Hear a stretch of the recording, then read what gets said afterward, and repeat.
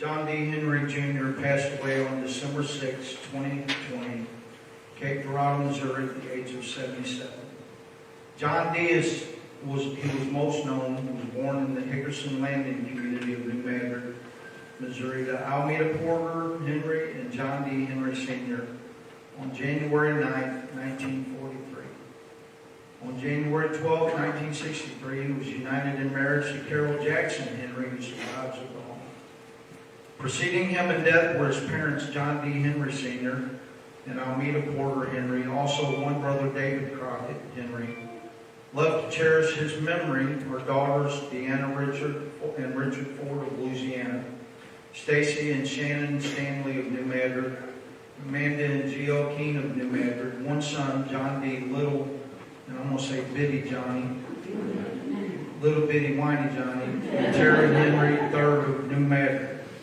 7 siblings, Robert and Sharon Henry, Mary and Alice, Mrs. Alice Hickerson, and William Henry of all of New Madrid, Richard and Virginia Henry of Lilburn, Linda Hickerson and Virginia Ann Hickerson of Michigan, and Linda Williams of Collierville, Tennessee. 12 grandchildren, Richie Ford and Rachel and James Harper of Louisiana, Meredith and Richard Edwards of Marston, Tripp and Sophia Keene, Garrison Keene, Carly Keene, John Michael Stanley, John D., J.D. Henry the Fourth, Joseph Henry, Jack Henry, Trey Cade, and Remy Cade, all of New Madrid. 3 great-grandchildren, Aiden Harper and Gray Harper of Louisiana, and Lottie Keene of New Madrid. He also leaves behind his sole daughter, Tamra McClellan of New Madrid. John D. farmed most of all of his life until 1986, and then he opened Boot Hill Plumbing and served our community until he retired in 2015. He was a proud member of the Riverbend Pentecostals of New Madrid, Missouri. He loved to spend time at his cabin at the Marston Hole, make frequent trips to the hardware store, sit on the porch with his wife Carol and wave to everybody in New Madrid. And everybody that knows anything about Johnny, you went by on Main Street and seen him on the porch. And waved to everybody. He was the life of the party and loved to make jokes, even if he was the only one who laughed at him. He loved many and was loved by many.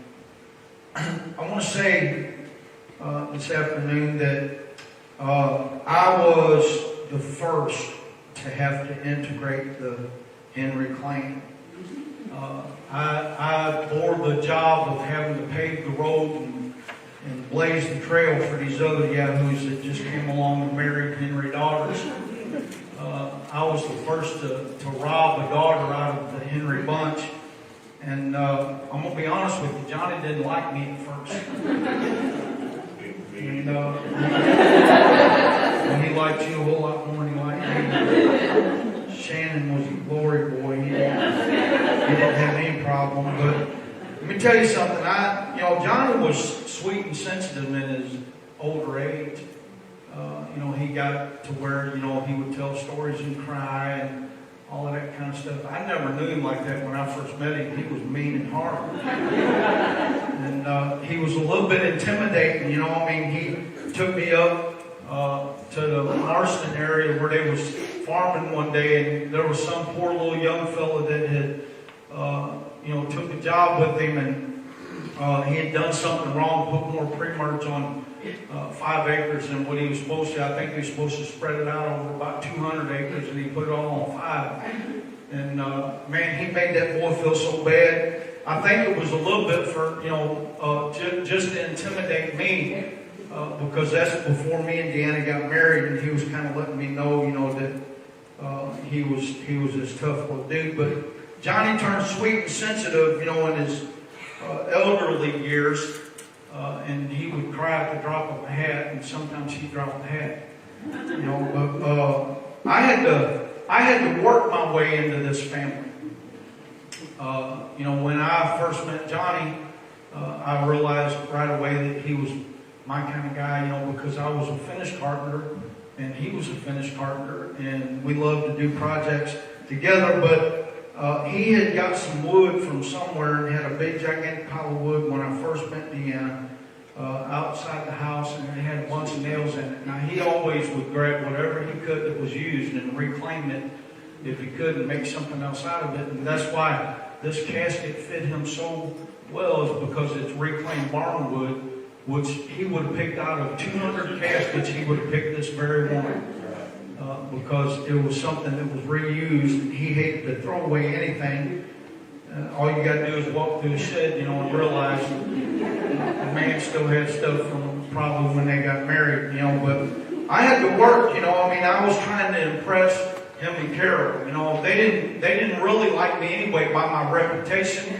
I was, not the kind of young man that deserved their daughter, and probably in reality, looking back, I probably didn't. But they just, had heard all the stories, about Richard Ford, and her grandma even said, if I tried to marry her, she was coming to the wedding with a shotgun. And it wasn't going to be a shotgun wedding. It was going to be a wedding with a shotgun for me.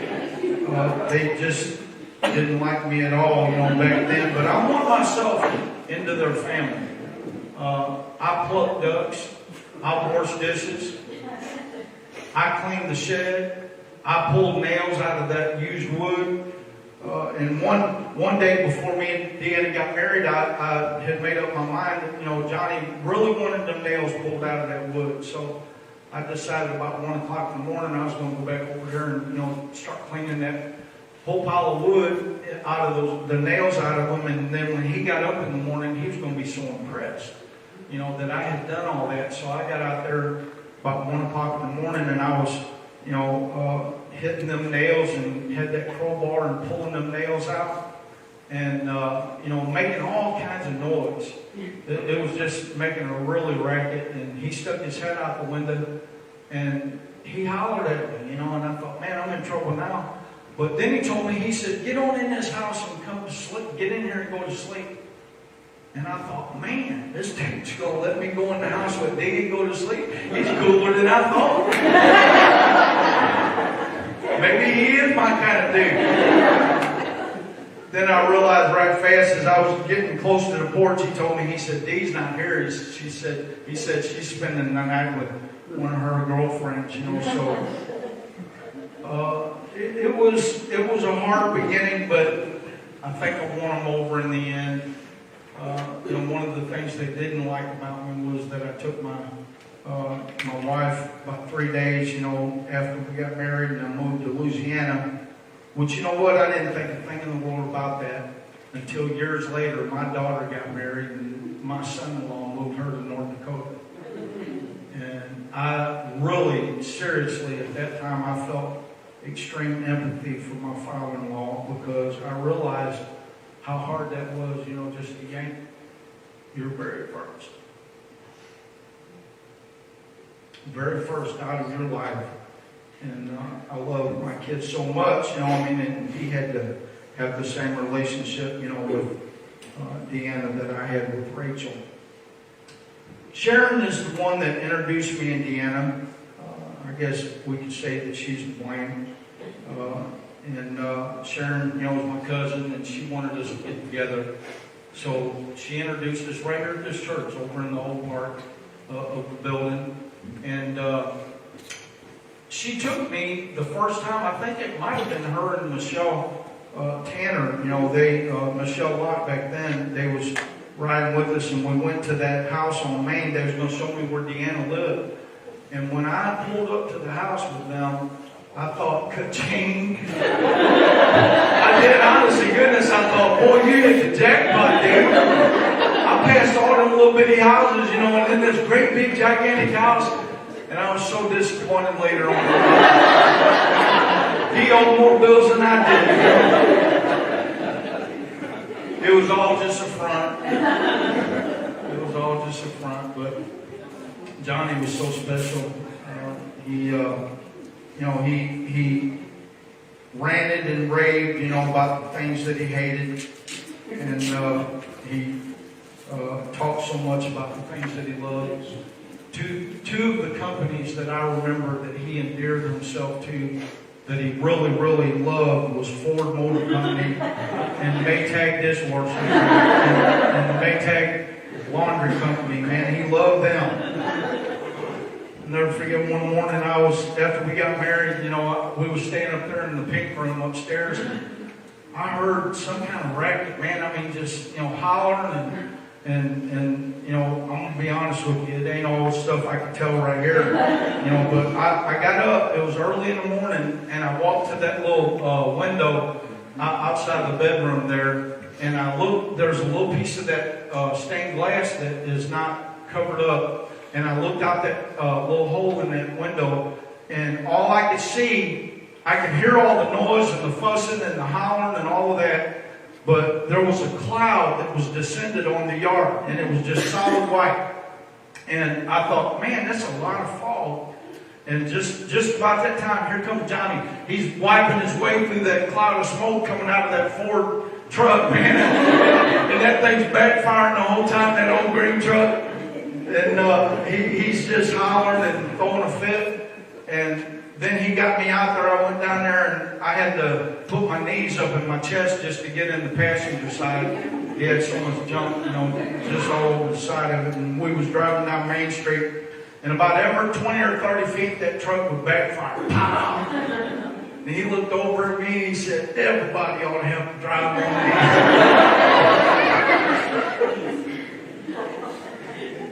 I love Johnny. He got mad at the Maytag washing machine company. His Maytag washing machine broke down. And he called the Maytag company and he told them that he had a son-in-law that was in the sign business, and he was going to build a billboard in his front yard, to tell everybody in New Madrid. And I am absolutely convinced that the only reason I didn't have to build a billboard in that front yard talking about Maytag was probably because Carol wouldn't let him. But that's the kind of unique man that he was. And we'll remember all the stories. Dee, Stacy, Mandy, Johnny, Carol. Let me tell you something. Johnny, in his flesh, is not here with us anymore, but we have him in our memories. And you'll be able to look and reflect back on him through pictures and through things, and over the next several years, I'm sure, probably forever, you'll just be able to remember him in thoughts of funny stories and things that you'll tell. And these grandkids, man, they've sat around the kitchen table and told so many funny things, about Johnny. Some of the stuff that they'll tell here today, I'm sure. But this is how we'll remember him, from now on. And the graveside is as far as we can go with his flesh, but his spirit will be with us forever. I love him, and you love him, and that's why you're here today, representing your love for this man and this family. God bless you today.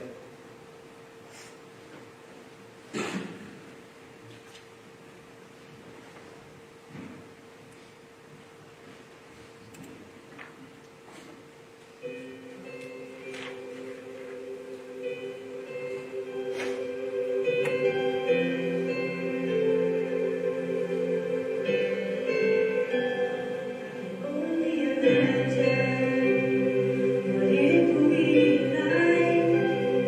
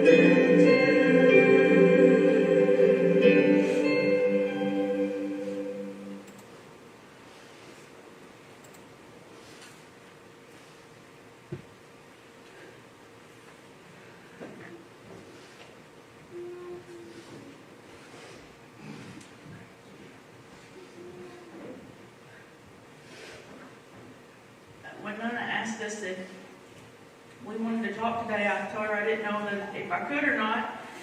But this morning I was sitting there thinking, and I realized the truth is I could stay up here for a long time and tell you stuff about Paul. So I wrote down the things. When I think of Paul, these are the things that I think of. Number one, Paul loved New Madrid Farm and Home more than any of us, and we just learned to accept that. Every time we'd go in to eat lunch when we worked at the bank, and I'd say, "Where's Paul?" And Nana said, "The hardware." And I would call and ask Paul, "Where's this?" And he'd say, "It's on this aisle, and the latitude and longitude is this right here." He knew exactly where it was. And Uncle Richard's already said it, but Paul absolutely loved the Ford Motor Company. I remember growing up thinking, I could have any car on this world, but it better not be a Ford. I said, they were talking last night and said, Paul wouldn't even get John Michael's truck because it was a Ford. The main thing I think of when I think about Paul is he loved coleslaw. When I say he loved it, he would gag if you tried to stick it anywhere near him. There's videos you might see when you watch the PowerPoint, and me and Uncle Johnny are trying to sneak in and put it in his mouth, and he's about to vomit, and that's this whole ordeal. And I said, what really would have made today about Paul is we should have got those little to-go containers and put coleslaw in it and gave it as a favor for him today. Paul left me two things. He'd come to the bank and he'd stick his arm around me like this, and he'd go, "I'm going to leave my orneriness to her." So I knew I was getting that. But I also was left the snake. The plumbing snake. Paul told me to keep it at my house. It was mine. I feel like them two went together pretty good. Paul did not have the best hearing in the whole world. As a matter of fact, he couldn't hear a dump truck driving through a nitroglycerin plant. He'd start acting up, driving us nuts, and I'd say, "Paul, you hear that? I think I hear Tamara. I think she's calling for you." And ironically enough, he never heard it, but maybe it was because she never truly was calling, but he'd laugh and leave, and I'm pretty sure he'd probably go see Tamara at the hardware. When we had the store, I'd see him coming, and I'd go up, lock the door, and he'd the whole way up there laughing. Couldn't hardly breathe every time. My favorite Paul memory is he gave me a really good whooping one time. His whoopings were so life-changing, he only had to whoop me once. And he set me in the recliner, Trooper in the other recliner, Rachel on one end of the couch, Garrison on the other end of the couch. He came up and he said, "Now don't do that again." And it was about that hard. He left the room, and I can remember looking at Trooper and all that. We laughed. It was terrible. He tried his best. He used to give us a tennis racket, tell us he'd give us a penny for every would-be we killed. And I will tell you, I've never received a single penny for my services. And I'm sure over the course of my life, he probably owed me a whole $1. Paul loved for all of us to be together, but he got mad when we talked. He'd sit and go, "Is it my turn yet?" Raise his hand. But never, I didn't care. I just ignored him when he did it. But Paul loved all of us, but I have some terrible news. He did confess with his own lips that I was the favorite. I always knew it, but it came from his lips. He was in the hospital for a spider bite. He told his paparazzi no phone calls. So I heard through the grapevine he was calling other people.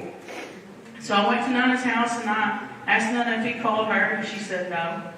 I said, "Me neither, ain't that something?" And he called me later that evening and he said, "I heard you was mad at me because I haven't called." And I said, "I am, because apparently you're calling your favorites, and I didn't make the cuts."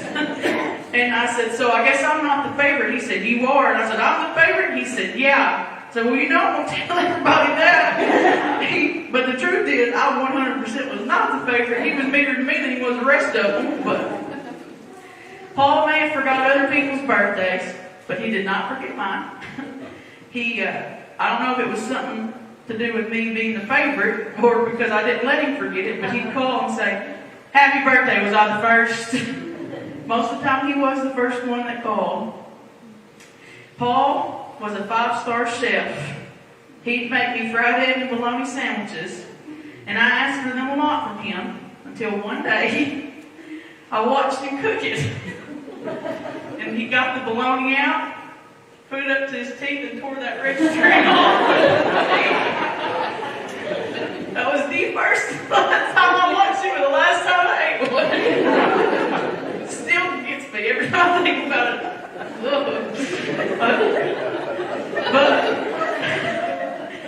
But one time, and I say this kind of dramatically, it was probably like 2007, for real. He made mashed potatoes for whatever reason, and I said, "Paul, there were some good mashed potatoes. They might have even been up there with nuts." Every time Nana made mashed potatoes after that, I'd say, "Man, none of these are good." He'd say, "But they're not as good as mine, are they?" No, they're not. The last couple of days, we had nothing to do but sit with each other and reflect on the last 26 years that I've had with my Paul. And I came to one conclusion. They don't make Pauls like this one anymore. My Paul was the honoriest man ever walked this earth. He fussed at us all the time. Drove us crazy, made jokes that we didn't even laugh at, but he did. But I never one time, ever, my whole life had to question if he loved me or not. My Paul gave me and his kids and the rest of us the best years of our whole life. Sitting around that table last night, laughing with Trooper and all of us, and we have nothing but good memories. He gave us a life full of a lot of belly laughs and a lot of dinner, but most of all, a whole lot of love. Now we've got to try to put on our spenders and try to learn to live life without him physically here with us. So Paul, save the net for me, Lord. And as he would love to say, that's all, folks. Paul would love that you were all here today, because he'd want this day to be all about him and to be a big old production. But when we get to see each other again one day, I want to sit right by him at that dinner table. I love you, Paul. I know I was your favorite. You were mine too.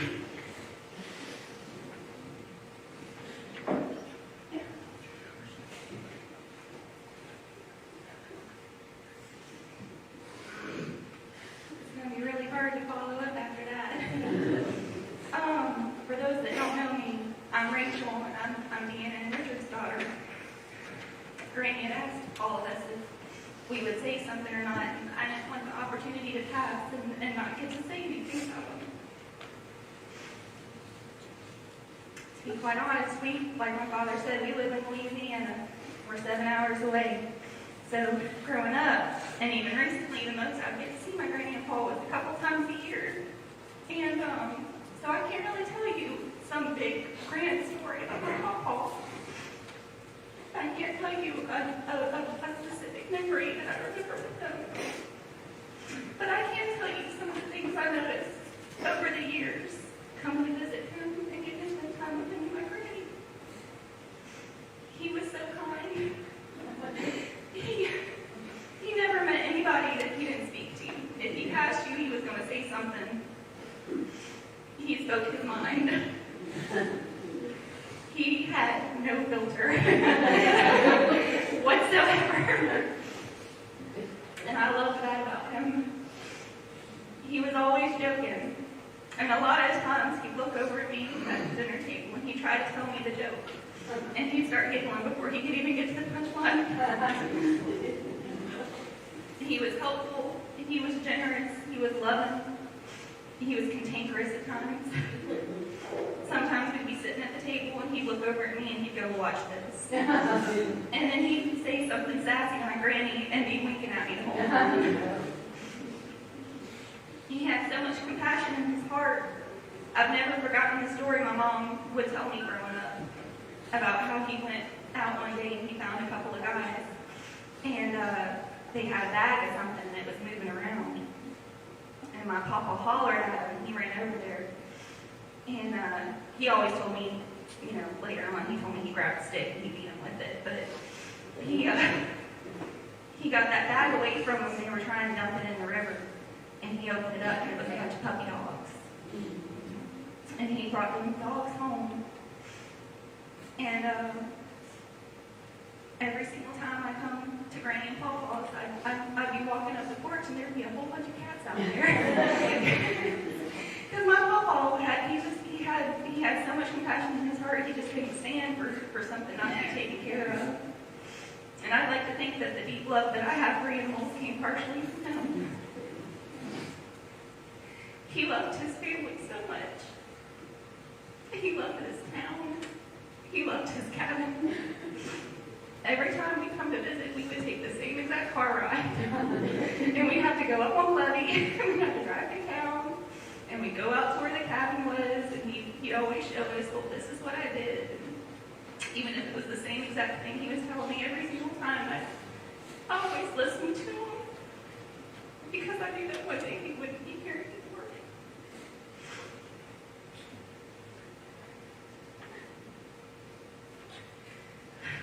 I hate that my babies won't get to know him. Not really. They both got to meet him, but they won't get to grow up with him. And I had really thought that the last few years after I had my first one, he's 2.5 years old, I thought, I can't wait for the day he gets to go fishing with my papa. And I was laying up in bed in the pink room the other night, and I thought to myself, and I said to my husband, the thought that any more children that I have won't get to meet him. They won't get to have a picture of him with him when they're born. And it tears me up. But I'm gonna tell them about him, and I'm gonna show them all pictures of him, and I'm gonna make sure that they know who Papa was. And I'm especially gonna make sure to show them my favorites with his goofy smile. I love that smile. So Paul, if you have a front seat, and I really believe that he does, because this is such a thing, and it's all about him. And you know, he's watching, and he's listening to all the nice things that are being said about him and just eating it all up. But I want you to know that I love you so much, and we're going to do our best to take care of Mama, me, Dad, and Richie, and babies. Thank y'all all so much for the love that y'all have shown our family during this time. When I tell you the food at my Grammy's house right now, but this is how we're going to make it. This is how our family will overcome this, and we won't ever forget Papa. We won't ever stop remembering him.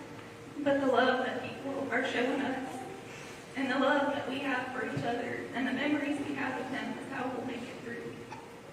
I love y'all. I love you.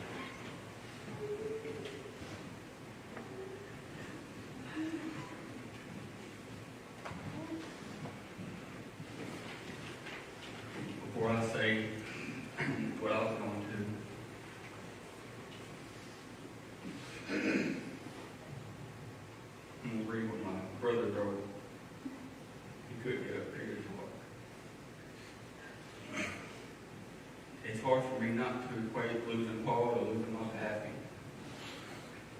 I didn't really think so at first because I never got to know him. But then all of a sudden it hit me. I see him everywhere. Every Sunday I hear him preach. Occasionally I hear him sing. And every night I get to hug him and tell him that I love him. If you hadn't figured out by now, I'm talking about my dad. My dad picked up where Pappy left off. He took the foundation that was laid out before him and he kept on building. And I've heard some people say they don't know what they're going to do now without Paul. But it's our job to carry on. It's our job to take the things that he has taught every one of us and build off of them. He may be gone, but every time we stay at the cabin or hug our mom, I hope the warden ain't listening to this. Or shoot a deer out of our truck.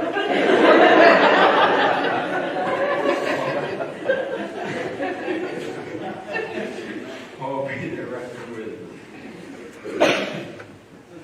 And that's what my ears told. And I wasn't even planning on speaking. I thought I might get by without saying anything. And the other day we came on. I was making me a Boston butt sandwich that she had made. And she just leaned over my shoulder and said, now if any of y'all want to say anything, then y'all go right ahead. And I kind of broke down. Paul had asked me to a few months ago.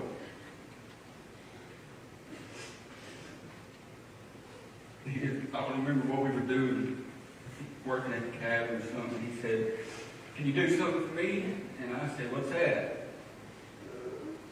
And he said, can you speak at my funeral? And I told him, yeah, but I said, you quit talking like that. He's planning on making it to 100. And I kept telling him he was going to. And I don't have it wrote down, but here recently, he'd always get stuck on a joke.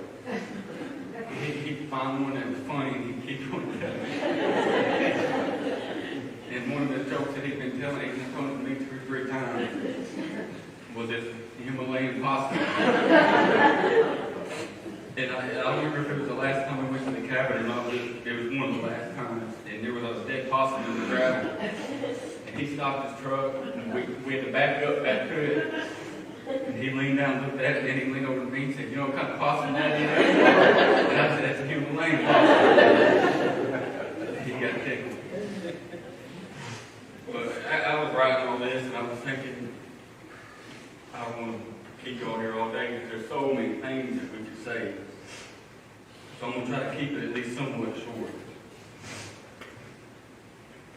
And every time I probably won't make it through this, with Johnny was talking yesterday, I said, even if I just get up there and cry, Paul will be happy about it.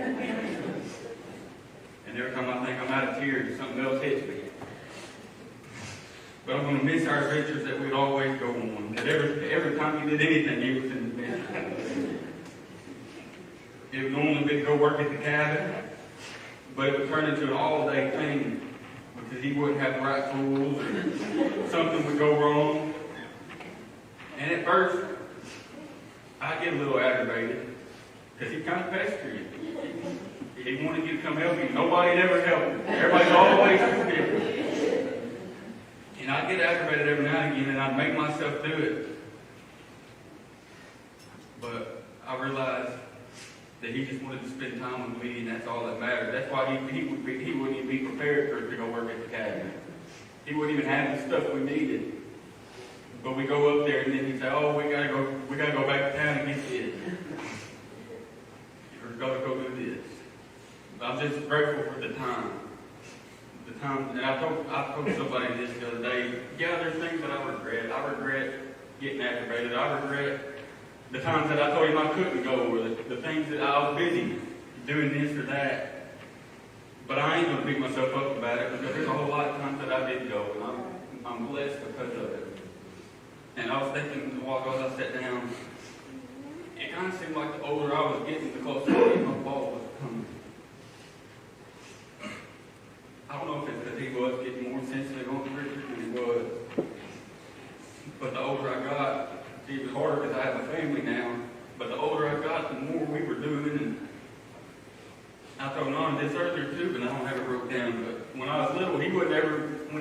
phone, he would never say, I love you. And I got on to him bad about it. I told him, Paul, I was like, you got to tell me you love me. And I messed with him. The past several years, you couldn't hang up the phone without him. He loves you 2 or 3 times. But we done many things together through the years. I remember he used to, back when I was younger, he used to go sit with me squirrel hunting. And he'd carry him a chair with him. And he'd tell me, the squirrel's been cutting this hickory tree. I'm just going to sit underneath it and you go one without me. And then I'll weigh one. And we worked on the cabin together. And me, him, and Nana used to go pick up pecans and pick blueberries. And we fished. I remember one time we were fishing in the hole, and he hung a big one, he thought. He was proud of it. It ended up being a big old drum. He took me deer hunting a few times, even though all we did was park in his truck down by the pond and roll the windows down. He called that hunting. One time I remember, when I don't even know if we lived here yet, I was that little, I think we were visiting. And he took me deer hunting, and I remember, I just vaguely remember walking out of the edge of the woods, and there was a doe standing just like 50 yards from us. And then I said, Paul, I was like, you gonna shoot it? And he said, we ain't got a gun.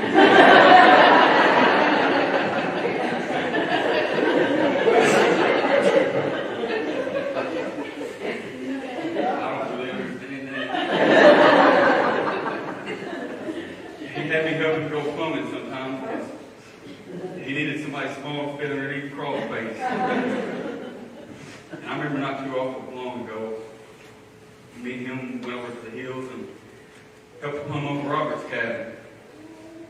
And he was wanting me to do the work because he was a little more people and couldn't do it. He wanted me to do all the work, and he was going to yell at me from up in the cabin and tell me what to do. And I remember that one instance he had turned on the water, and the pipes I had put together wasn't together tight enough. And water started spewing all over me. Uncle Robert still tells this story. And I started screaming, Paul! Paul! And all I could hear is him and Uncle Robert and all of them up here just laughing. He was so happy that I got soaking wet. But more recently, he wouldn't even have a reason or any project or anything to do. He would just call just to talk. Or ask me to come by to Mama's house. I think it was the last squirrel that I killed this year when I went hunting. Just a couple months ago. I stopped by his house for something. It wasn't even for that, but he was there. He wanted to help me clean them. Now, it was a wanting to, because in all honesty, he was so faithful, it was harder to let him than just me do it. But we did. And I always was glad that I cleaned them squirrels. Lost my place. I got so much broken down. Years ago. Even though that stuff like that is small, it meant the world to him. Because he liked to feel needed. He liked to feel like he was needed. And that's why when me and Sophia moved into that house, I had one thing him and Dad always dropped at me. You don't buy that house, it's a slab. And plumbing is going to be terrible. You have to bust the floor up if you have to get under there. But there was a few plumbing problems as far as underneath the sink and stuff. And I told Sophia I just called him because I wanted him to feel like he was needed. And he'd come over. And instead of just feeling needed, I was planning on him just kind of telling me how to do it. But he had to do it. He wouldn't let me do it. He'd get under the sink, and his little hand would be shaking if he tried to screw a pipe fitting on or something. And I said, Paul, just let me do it. Just let me do it. No. He'd be crawling underneath the sink, and I felt bad for him, but he was just happy to be there, happy to be needed. And these past few days, I've had trouble sleeping, as all of us have. But it's not really because of any bad thing. I miss him more than anybody can imagine. But I haven't been able to sleep just because my mind keeps racing of all the memories that I do have with him. I would just sit there and just new things would pop to me that I forgot. And that's the only thing that's helped these past few days, and really being around all of my family and reminiscing and exchanging all the stories, even though some of them ain't quite appropriate to tell today. I wasn't even going to tell that one about the theater. Harrison did. It was a one-time thing. I don't know if Dad's going to say it. It was a one-time thing, and it bothered me. But the one thing I noticed in the passing of my Paul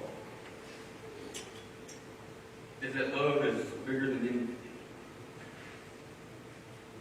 It wasn't a secret that he had swallows for different people. He dropped about all kinds of people and stuff. We'd be riding together, he'd get his little old blue truck beating the banging around. We'd pass somebody and he'd wave at them and then he'd tell me they owe me $50. So there's a lot of people, he might have been waving at you, smiling, and hey, there goes Johnny. He'd really talking bad to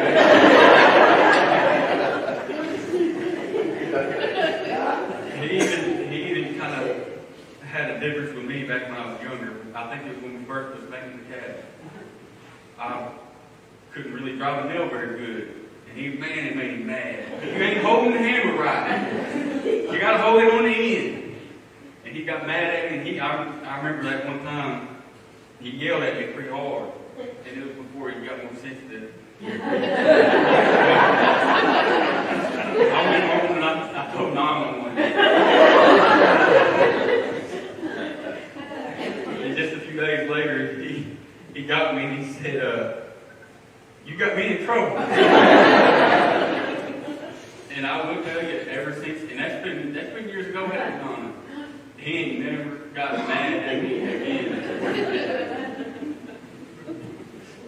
But despite the differences that he had with anybody, the things he said or whatever, my Paul did have the biggest heart of anybody I know, and I put that up against him. He wore his heart right there on his face. Because you can see the emotion. Even when he called recently, he'd get tore up on the phone just talking to me.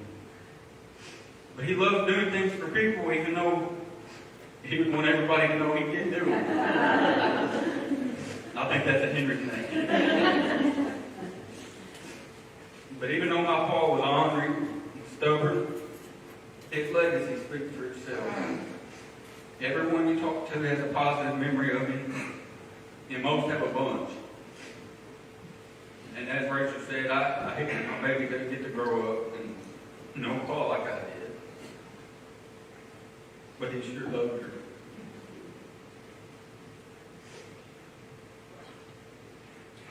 He'd come over after church almost every service just to see her.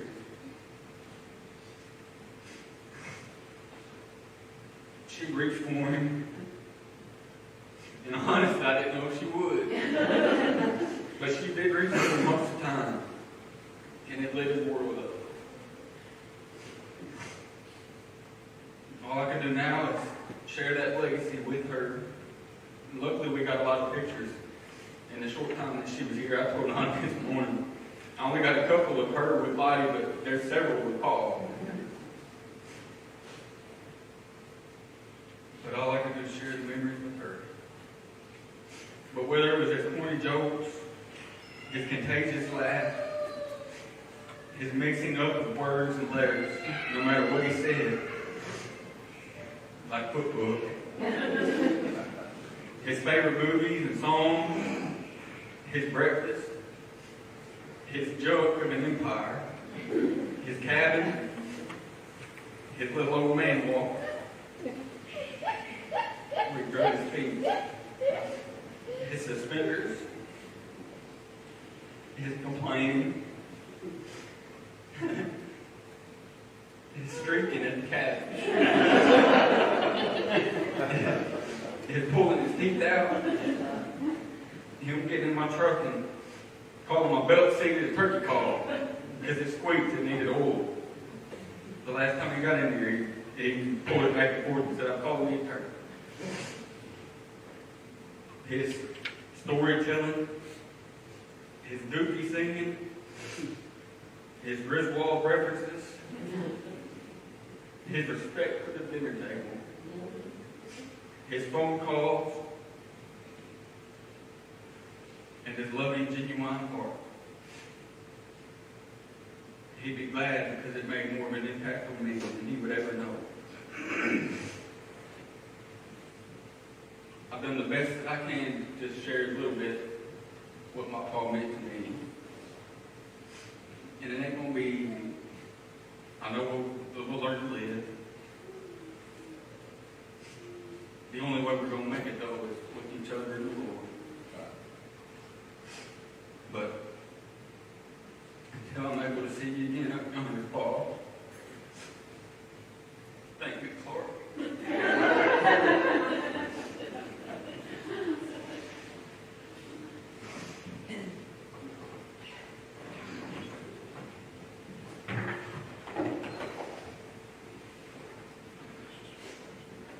Old John Henry, I sure do love that man. I'm son-in-law number 2, or as Johnny would call me, I'm butthead, or depending on what day of the week, I might be goofball. He was a practical joker. He always wanted to make somebody laugh. Always wanted to play a joke on somebody. Who else wants to have stinging weed picked and cut and brought and set up by his kitchen? I was convinced we were talking a trip. He probably meant for one of us to get it all over us and be all tore up, and he's just sitting up there rolling laughing. The one thing I do know for sure is he's sitting up there right now, and he is extremely happy, drinking him a cup of coffee and loving every minute that we're all down here talking good about him and telling good stories on him. And there are so many. Gio just reached over and said something. There's so many that we can't tell. That's hilarious. We've sat for 3 or 4 days just talking about so many different things. It's just unbelievable. I've been in this family for 30 plus years.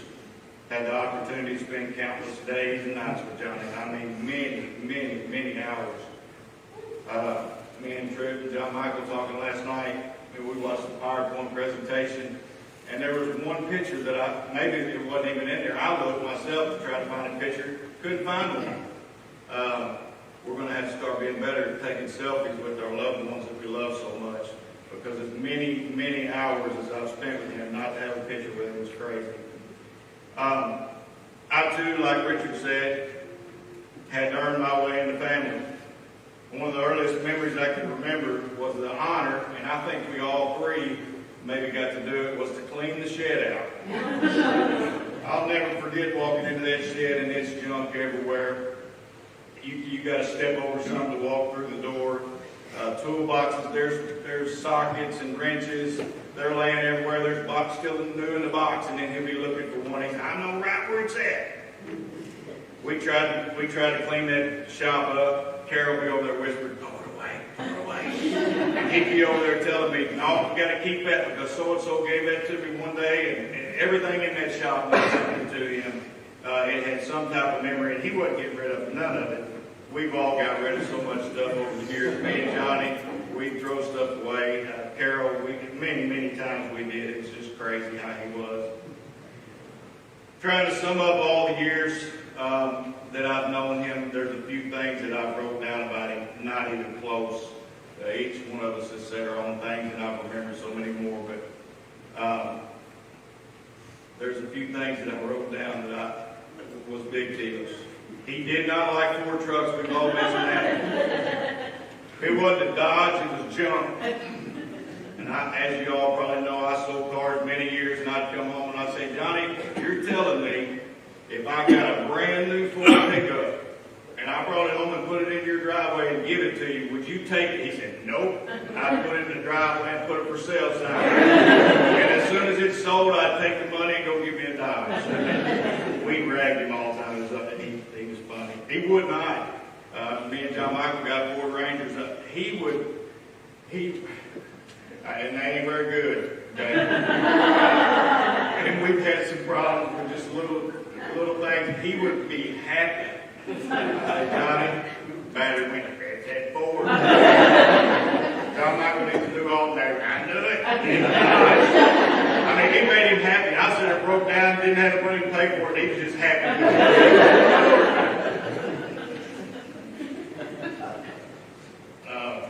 Find my place here too. So he definitely, so in his younger days, man, it's 30 plus years trying to remember, which I've thought a lot lately. But in his younger years, man, he went on a cussing streak. He wouldn't do it in front of Carol. He wouldn't do it in front of the girls. But boy, if he was around one of us, he'd just want to cuss. He would. He'd get mad about something. He'd cuss, and then he knew we wasn't going to tell on him. But he'd just get tore up. Me and GL and Johnny were driving home from Sykeston.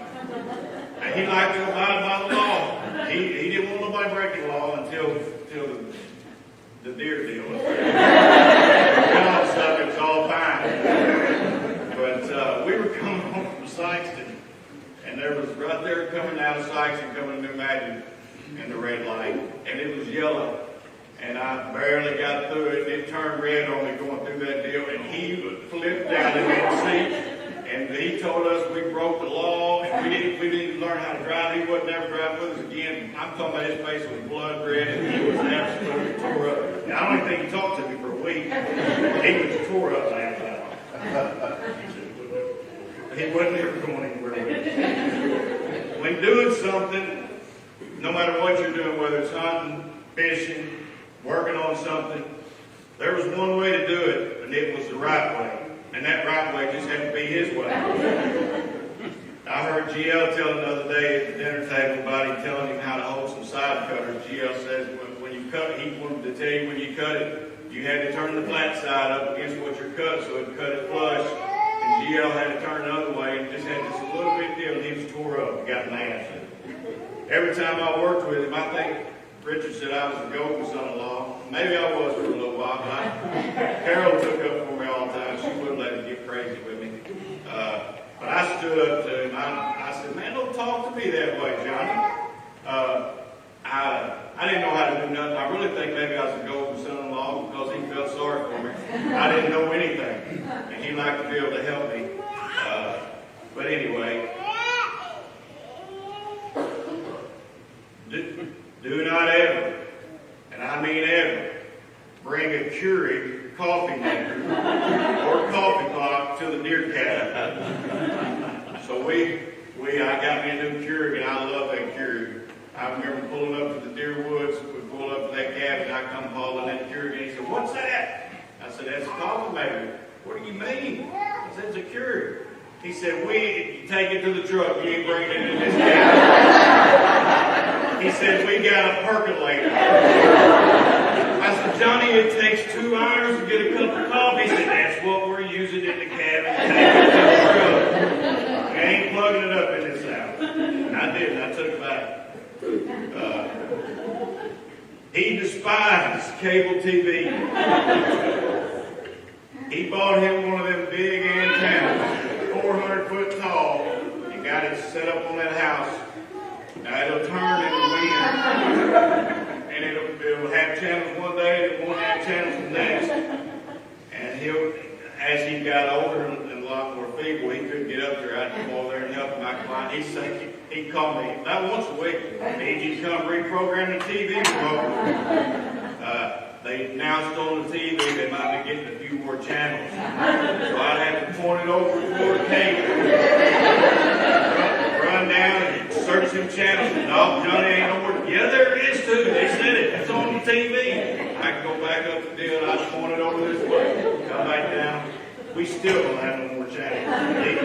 It just never worked out. A few more things about Johnny that's worth noting. He loved God. Amen. You see, it's one thing to say you love God, but it's another when we do what he did, what Jesus did, and that's to love other people. He loved people. He loved his family. He griped about everything. I mean, everything. But he was not any happier than when he was with his family. He loved helping people. I assume it's probably because of the hardships in his own life. I know that's what it was. And if he saw an opportunity that somebody was struggling or needed help, he wanted to be there to help them. And then he also wanted us to be talking about it today. And it's a good thing he deserves it, because he wanted people to know he loved people. The last few days I've really tried to think over my life. Seems like such a long time. If there was ever a time that I called him and needed help, and he didn't help, and there wasn't. Even lately, he wasn't able. I'd call him and tell him to come over and help, and he'd stumble in the door. And John, he was trying to work on our water lines. He couldn't even see to hit the hammer right, and he hit it wrong. I said, Johnny, I just need you to tell me what to do, because I called him about everything. I didn't know nothing. He wouldn't do it. He couldn't tell you what to do. But I finally had to make him just tell me what to do, and I would do it. Even then, he was a jokester. The last story I'll tell you, this is just the other day. It wasn't long. We had a gas line, the fireplace in our house had to be capped off. We had a little fireplace in there, gas fireplace. We capped it off, and we turned the gas back on, and we had to relight the water heater. And he come down here and help me. Okay, get that light. He's laid out on the floor. And he can't even walk under there. He's trying to get to it. And he said, now I'm going to hold this light. And you hit that button right there, and it'll light the water heater. I said, okay. He got down there. And it was just me and him. It wasn't putting on no show for nobody. And I get down there, and he said, right there, that button right there. And I done it. And he said, you ain't pushing it. Push it. I pushed it. It shocked the fire out of him. And he rolled over on his head. I thought he could have. He had stuff everywhere. He laughed. He thought that was the funniest thing. He knew how to fix anything, and he was always there to help me. Johnny always loved me unconditionally. He always made me feel part of the family. He meant the world to me, and he'll never be forgotten. I love you, Johnny.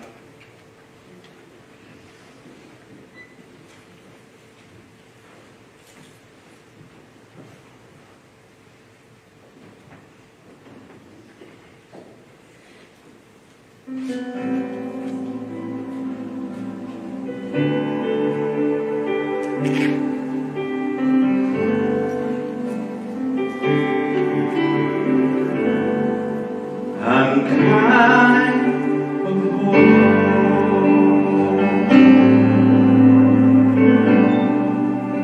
sick for a country to which I've never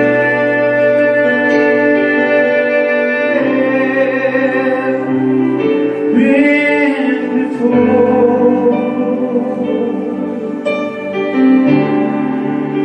No sad will there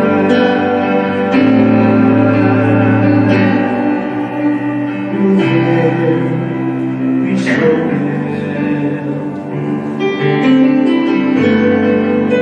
for time on and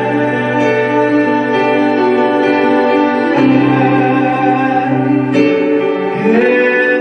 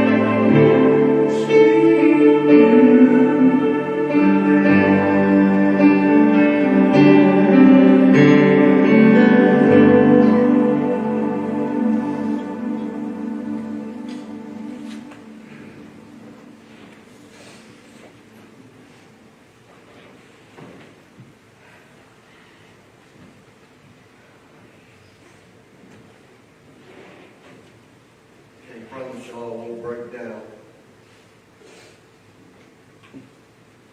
But Daddy broke down a lot. Daddy, time we had over the years. You taught us all about life. How to work hard. Taught me how to hunt, fish. Just sit back, enjoy the simple things. You don't look, you're sitting on the porch and waving at people was going by and a big deal. That's a big deal to him. Taught us how to laugh. Even though you might be the only one laughing. Taught us how to love. Sometimes that love was tough. I found that out quite a bit growing up. I heard that bell coming through the woods quite a bit. One of the main things that you taught me, Dad, being a father didn't end when your kids grew up. Like many have said, he was always there to help. Wasn't much helping because he wanted to do it. Either he wanted to do it because he wanted to, or he didn't think he was going to do it right. Many times I ask him, I'd say, Daddy, why, I'm a grown man. You shouldn't be helping me. He'd simply look at me and say, that's my job, man. He said, I'm going to be your daddy and be there to help you until I'm not able or I'm not here anymore.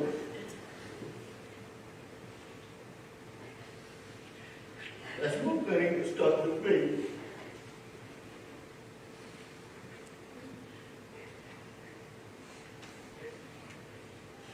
We would always talk about hunting and fishing when he was growing up. You knew Daddy sometimes he liked to stretch the truth a little bit. You didn't quite know if he was telling the truth. When I was a teenager and I started to love to hunt ducks. He used to tell me all the time, like, I wish you could have seen the ducks back when we was growing up. He'd say they'd get up in the evenings and it'd be sunny and it just turned cloudy. I thought he was kidding until I started asking around, and that's been verified by quite a few people, so you would not believe. I wouldn't like to see it, but I can only imagine through him, it was one who telling me the stories about things like that.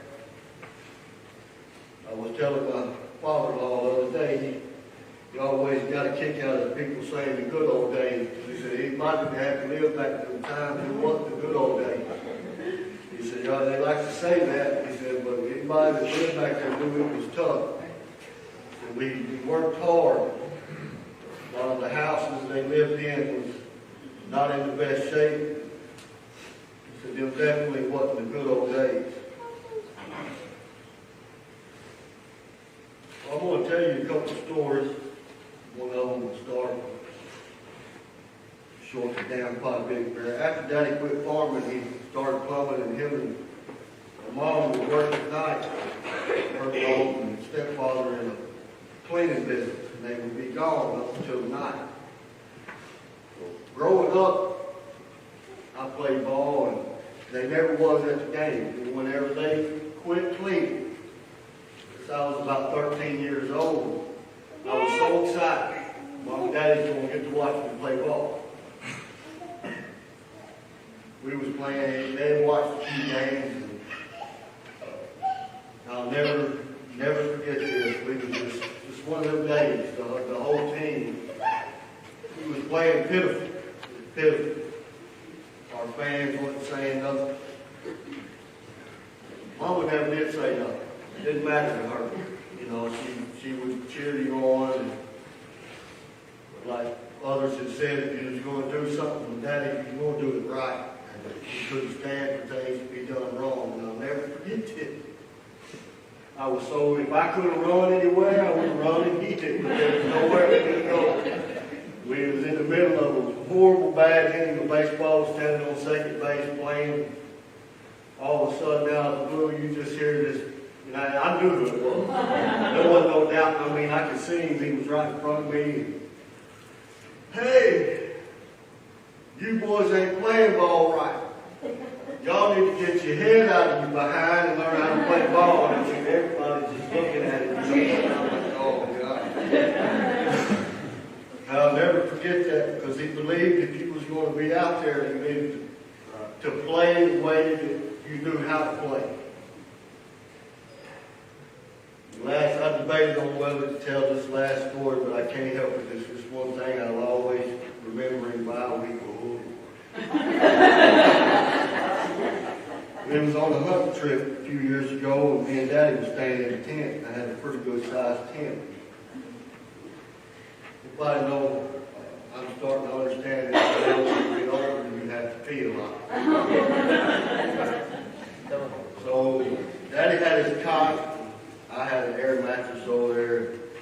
He asked me when we went into the tent that night, he said, son, would you do me a favor? And I said, yeah, sure, no problem. He said, get one of them 5-gallon buckets and bring it in here for me. That way I ain't got to get in and out of the tent all night every time I got to pee. I said, okay. I thought, well, that's fine. It don't bother me, you know. Well, I got up the next morning to go hunting, and Daddy was the last minute. He would lay in the bed to the last minute to decide if he was going to hunt that day or just hang around the camp. He was laying there, and he was sleeping over by the door, and our boots was outside of the tent. I headed out the door, next thing I know, my foot's wet. So I took my flashlight and shined down, and it's just puddles all over. And I looked over at Dad, just like it grinned. I said, Daddy, what in the world is all in the floor? And he said, I might have missed it. But that's how I remember Daddy. He was always cutting up, clowning. It's going to be tough, Daddy.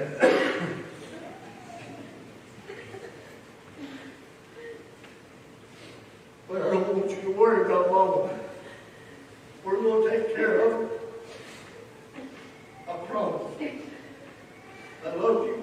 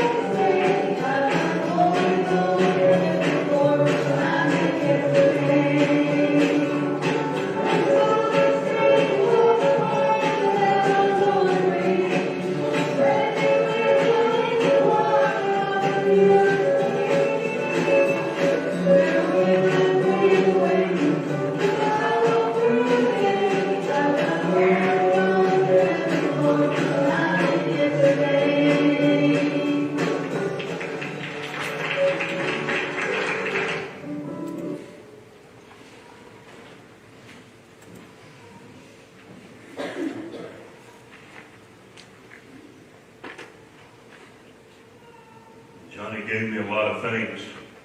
Obviously, the most important is my wife, but he gave me one last gift today.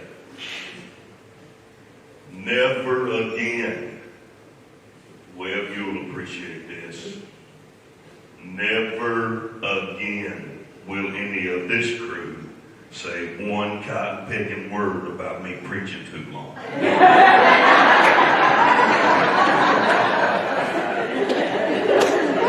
Thank you, Johnny.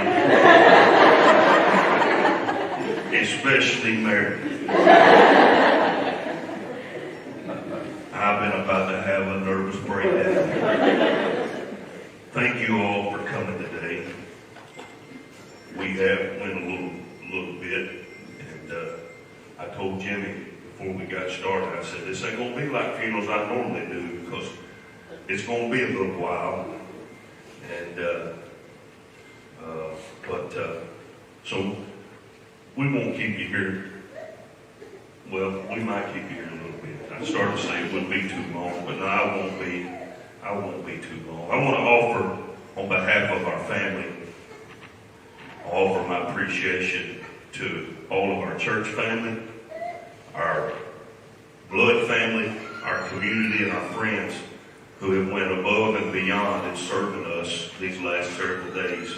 It has been incredible. The food flowing in, it's been incredible. And we've been allowed to laugh, to cry, to grieve without having to worry about surviving, because you all took care of feeding us. And that's due to the outpouring of love that we've been shown. Johnny was a beloved character in our family. We already miss him. He was also beloved in this community, and that is shown, and we thank you for it. I'm honored to have been invited to speak. I didn't take it for granted. I don't take it for granted.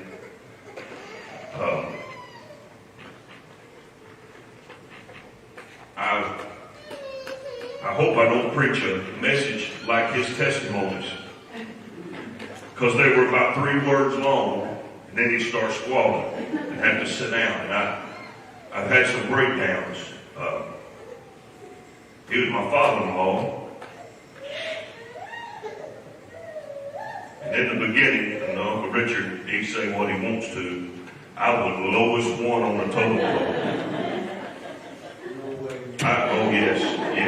That's some of the stories we can't tell.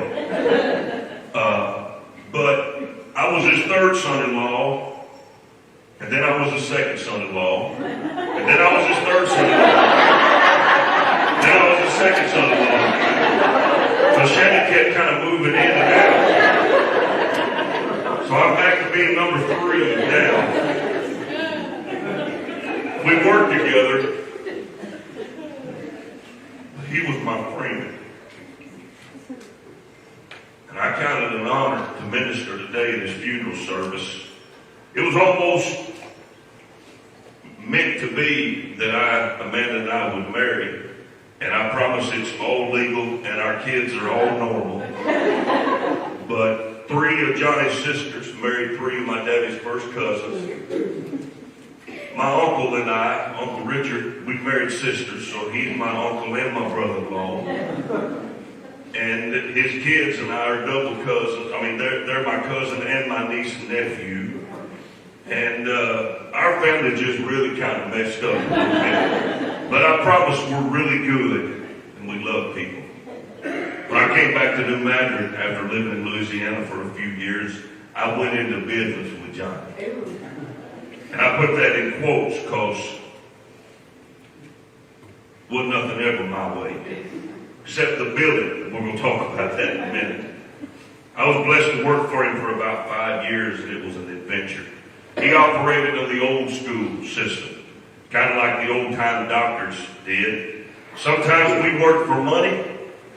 Sometimes we worked for goods. And they weren't always that good.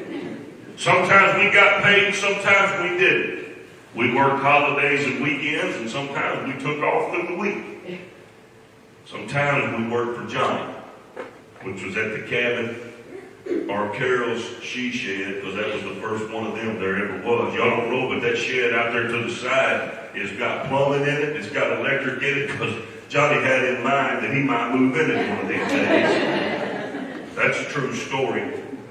We did a job out in the country one time. I'm going to tell a couple stories, and then I'm softening you up a little bit because I'm going to preach a message I've never preached before, and I've definitely never preached at a funeral. So just laugh a whole lot here in the beginning. We worked for one of Johnny's friends, the Lord of mercy. Everybody liked him, and he liked everybody some of the time. And we worked for this old boy that was Johnny's buddy. And it was way out in the country past Lilburn, and it was a nasty job. The copper mines were all rotten out, and it was a bad deal. And it just was a bad deal. And so we got done with the job finally after about 12 trips to the hardware, Tamara, running back and forth from way out there by Lilburn, and we finally got it, and it was just a nightmare. And so by this time I had done got Johnny change his mind about how he was billing, because he used to bill according to how happy they would be. He billed people like he was the one paying the bill. And we wasn't making no money. He'd rather have a brag on him about being cheap on his bill than doing good work. He didn't care about the work, at that time. He just wanted to make sure that when they got the bill, they wasn't upset. So we filled out the bill for this job, and it was a pretty good bill. And we wrote it out there, and he took the bill in, and then he come back and got in the truck, and he said, "You're going to be mad at me." And I said, "Why?" He said, "Well, I borrowed again." This is true, folks. Nothing today is a lie. Matter of fact, we might be softening things just a little bit. That rascal told me we did that job for $20 and 50 two-by-fours. I said, "Well, where's our two-by-fours at?" He said, "Well, they're going to be tearing down an old house in Lilburn. And when they tear it down, then we're going to get 50 two-by-fours out of the old house that ain't even torn." We did a job for two-by-fours that was still standing in a house somewhere. A couple weeks later, we saw Johnny's friend, and he said, "John D, got some bad news." I said, "What?" "Somebody stole the two-by-fours." We did that job for nothing. This is probably one of the funnest times I ever had. That came at the end of one of the times that if I could have got my hands on Johnny, I'd have choked him out. He made me get under a house and work on a floor furnace. There ain't nobody in the world works on floor furnaces no more. Johnny was the last one. And let me tell you, there's a reason for it. This old floor furnace was flat on the ground underneath there, and the bolts were all rusted up on it. And I was working under, backwards, promise, 8 hours to take off 2 nuts. 8 hours. He couldn't fit under the house. I barely could fit under the house. The nuts and bolts was all rusted, and it flooded underneath there. It was a nightmare. And he would not shut up the whole day. "Hey!" I said, "What? You about to get it?" I said, "I'll tell you when I get it." About 5 seconds. "Hey! What are you doing down there?" I said, "I'm working, Johnny. I'm trying." He didn't shut up all day. I was so mad. Literally, I would have to lay my head down and rest and pray, "God help me to get through this day." And that was one of those days, Sister Carol, that if the Lord would have helped me get through the day, I was quitting. I was done. He wouldn't shut up, and he made me so mad. And I'm like, "Oh, Johnny, I don't like you right now." And in the afternoon, he's just rah, rah, rah, rah, rah. And I hear the lady of the house. She's a young lady, very nice lady. She wasn't being inappropriate, but she said, "John D." He said, "What?"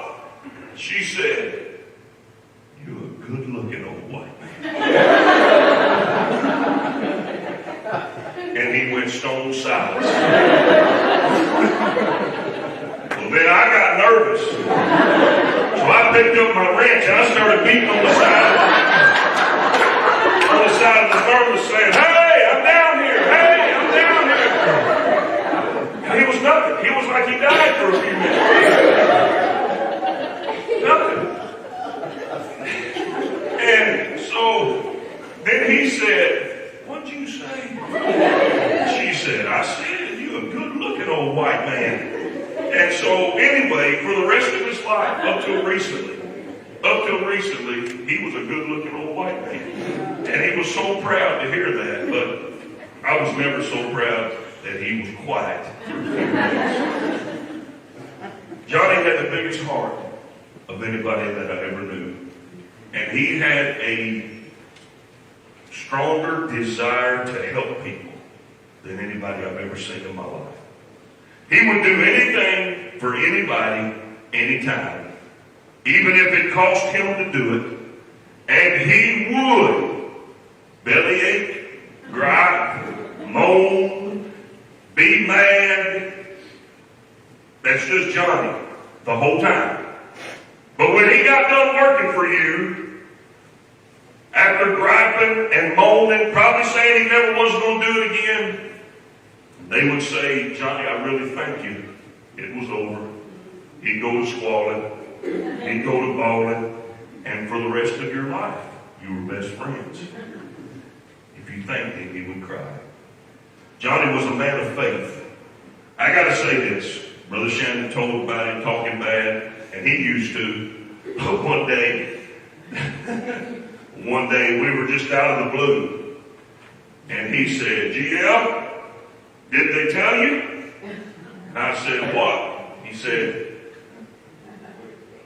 "Trent, I wish you could have known me, bro. I've been sitting there thinking, I'm going to have to tell Trent some of these stories." Johnny said, "Did they tell you?" I said, "What?" He said, "I quit cussing." It was an event. And he didn't ever do it again. But anyway, he was a man of faith and prayer, and he believed the Bible. And I'm really hurrying, but he believed the Bible really meant what it said. Johnny was stubborn, but he was also a man of conviction.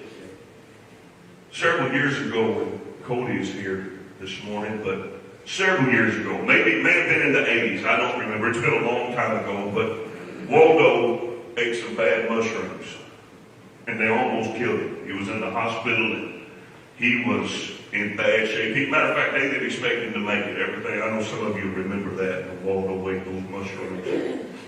Maybe the angel of death or something like that, they called it. It was bad. And Johnny went to prayer one night. Again, this is a true story. And he said, "Lord,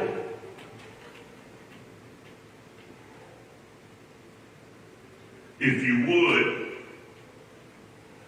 take that sickness that Waldo got on him and put it on me." He said, "Take that away from him and give it to me." This is a true story, folks. By that night, Johnny was deathly sick, and in the bed and all covered up, and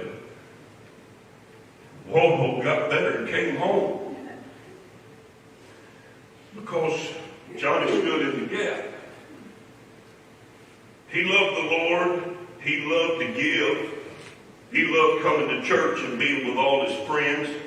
They never was going to be rich because Johnny was going to give it away.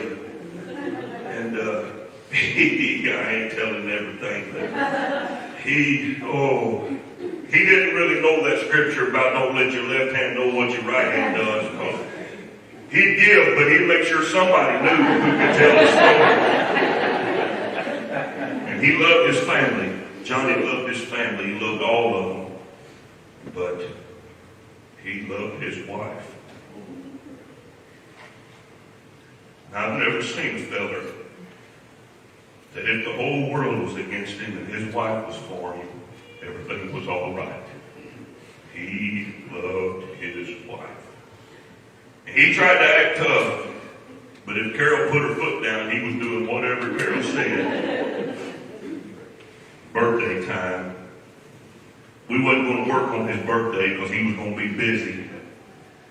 I'd see him getting his breakfast to eat, grabbing his little flip phone, go to his chair and set it up on the arm because he was going to be busy all day because he kept track of who called him and who didn't, who was first. And and everybody else's birthday, he was going to be first. It was a big deal. Johnny was a good man, and he will be missed. If you will indulge me for just a few moments, I come to you today under a divine unction. Tuesday morning, I woke up early. Haven't been sleeping well. I was lying there in bed, my mind began to start running. Because I knew this day was coming. And I wanted to start preparing my thoughts for today's service.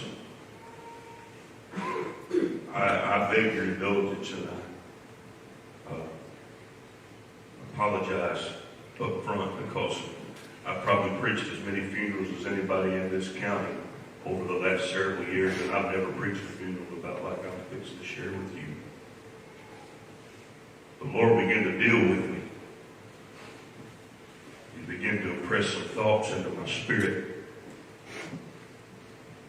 As I said, thoughts that are somewhat different than any other funeral I've ever been invited to speak. We are living in unprecedented times, at least for our generation.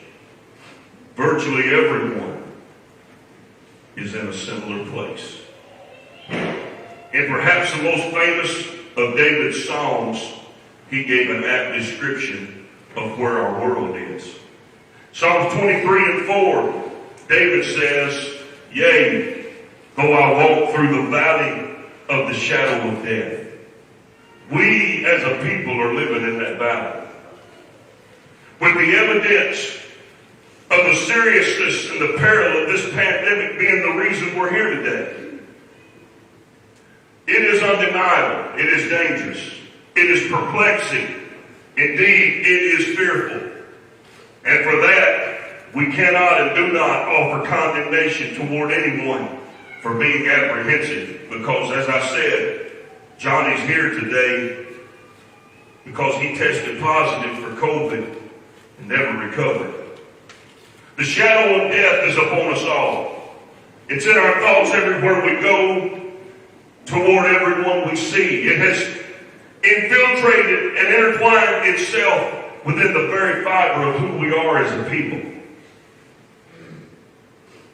But I can tell you that while we are surely in that valley, we have a more sure word.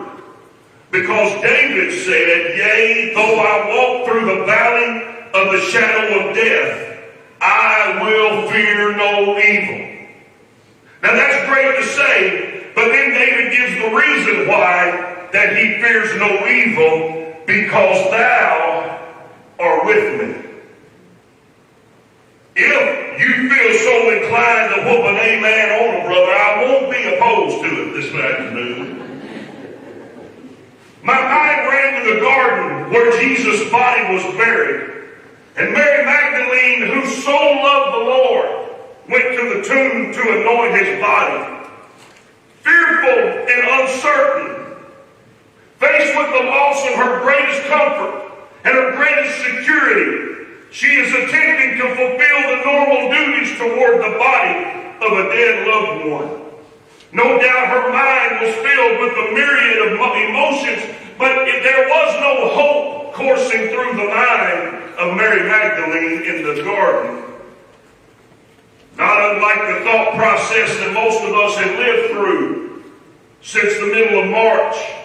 But now uncertainty and distrust, and Mary knew that as she walked through the garden that she was not in the presence of one that was popular. There was not a popular person that was laid to rest there, and perhaps even the authorities may rise up and come against her for being there. Distrust of everyone and every place was rampant. The disciples themselves were hiding, trying to stay out of the way. We have so much noise in our lives. Can I call us today, those that are in here right now and those that are watching with us on the internet, can I call us to just a moment today to block out the noise? Whether it's political noise, or whether it's this pandemic, or whether it's any of the myriad of things that has interloped into our lives, can I call us today to just a moment of block out the noise, where we move our focus from that which is uncertain and insecure to that which is forever and eternally settled. As Mary approached the tomb of Jesus, she was swept by a renewed feeling of despondency as she saw that he was no longer there. His body was not there. And if it were possible, the hopelessness that she felt increased. And she began to weep and be very demonstrative because the body was no longer there. John chapter 20, verse number 13. And they say unto her, Woman, speaking of Mary, why weepest thou? And she saith unto them, Because they've taken my Lord away, and I know not where they've laid him. And when she had thus said, she turned herself back, and she saw Jesus. She saw Jesus standing there, but she didn't know it was him. And Jesus said unto her, Woman, why are you weeping? Who are you looking for? And she, supposing him to be the gardener, saith unto him, Sir, if thou have taken him away, let me know where you've taken him to. And verse 16, the first 5 words, Jesus said unto her, Mary. And when he called her by name, she knew who he was. When he was able to break through the fear and the uncertainty and the hesitancy and the trepidation and the distrust, when Jesus called her by name. It's this that we need, ladies and gentlemen. If we can shut out the noise and listen, here in the valley of the shadow of death, we will hear the voice of creation. We will hear the voice of redemption. And most of all, we will hear the voice of the resurrection and the life, and he will be calling your name. But the Comforter, which is the Holy Ghost, whom the Father will send in my name, he shall teach you all things and bring all things to your remembrance whatsoever I've said unto you. Jesus said, Peace I leave with you, my peace I give unto you, not as the world giveth. It's not coming from the world. Your answers are not coming from the world. But we have to incline our ear for the one voice that's going to keep you in the valley of the shadow of death. But ladies and gentlemen, as sure as I tell you today, it's not the valley of the shadow of death in which we should fear. But there is a valley wherein we should be afraid. And I tell you today, with all honesty and every bit of sincerity and love, this came straight from God to this people. The prophet Joel, the prophet of Pentecost as he were, under the influence of the Spirit of God, powerfully and profoundly offers this prophetic truth. It is in the spirit of my father-in-law, John Henry, who in spite of his personal struggles was a man of clear conviction and purpose when it came to preparing for eternity. And Joel chapter 2 and verse number 1 says, And please today hear my voice with a clear heart and a clear mind. Blow ye the trumpet in Zion, and sound an alarm in my holy mountain. Let all the inhabitants of the land tremble, for the day of the Lord cometh, for it is nigh at hand. The day of the Lord is upon us. Webb and I were talking the other day, the prophecies of the scriptures are being fulfilled. And we, as men and women of God, are under a divine mandate to sound an alarm of the Lord, because he's not willing that any should perish. Amen. But there is a valley that if you're there, you need to be afraid. Joel chapter 3 and verse number 14 declares, multitudes in the valley of decision. Oh, I feel Jesus in this house today. Multitudes, multitudes in the valley of decision. Hear me now. For the day of the Lord is near in the valley of decision. It is here in the valley of decision where we should be afraid. In the words of Moses to the children of Israel as they once more stood on the threshold of the promised land. In Deuteronomy 13, 19, and 20, he says, I call heaven and earth to record this day against you, that I have set before you life and death, blessing and cursing. Therefore choose life, that both thou and thy seed may live, that thou mayest love the Lord thy God, and that thou mayest obey his voice, and that thou mayest cleave to him, for he is thy life, and the length of thy days. It is here. It is here now. We must make a decision to follow Jesus Christ because he is the only way. The only hope this world has is not in a vaccine, but it's in the name of Jesus Christ. Amen. And I really like it when I start preaching and don't need an amen because I know I'm walking in high cotton. The way is the way of the cross. In the likeness of his death, burial, resurrection, through the power of his death, burial, resurrection, we may walk in newness of life. With power and confidence, assured that we make the right decision. We live in a world surrounded by people who are in the valley of decision, and I call you today to make the decision to choose life. John Henry made that decision, and it was a struggle. Hear me well now, it was a struggle for Johnny to crucify his flesh. And his family can tell you that he sought the Lord. And he sought the Lord. And he sought the Lord. But he found him. He found him. Choose life. Shut down the noise of the world. Listen for the voice of the resurrection.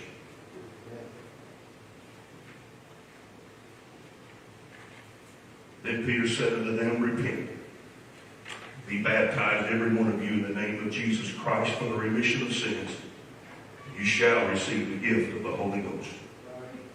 For the promises unto you and unto your children and to all that are afar off, even as many as the Lord our God shall call.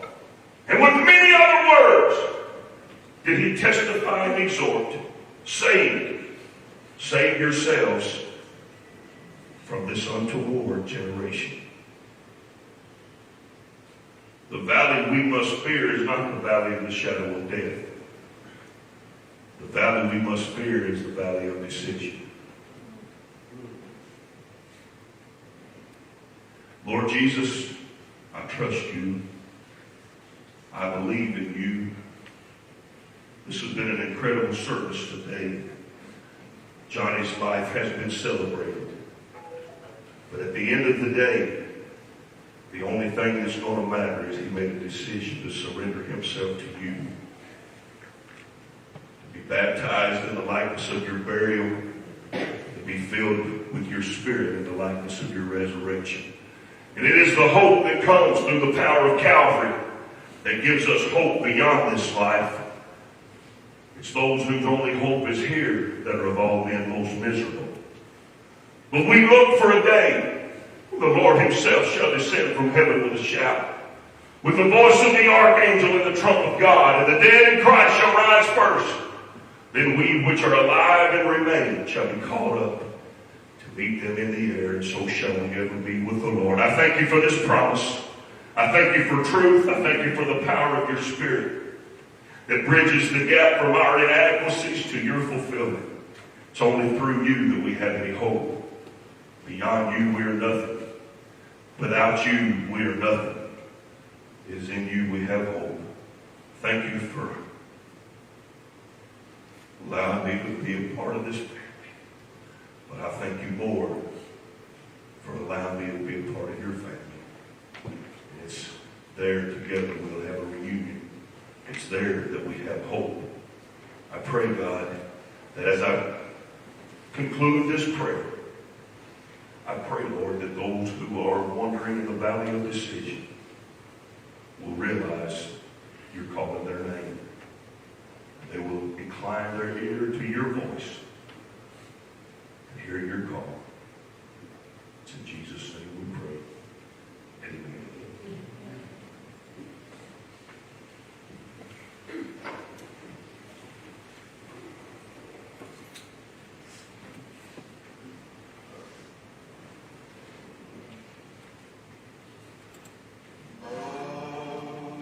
This song will kind of lighten things a bit. From way down and over, I've been tickled by almost everything. I've been tickled by a feather, I've been tickled by a wasp, I've been tickled by a yellow bumblebee.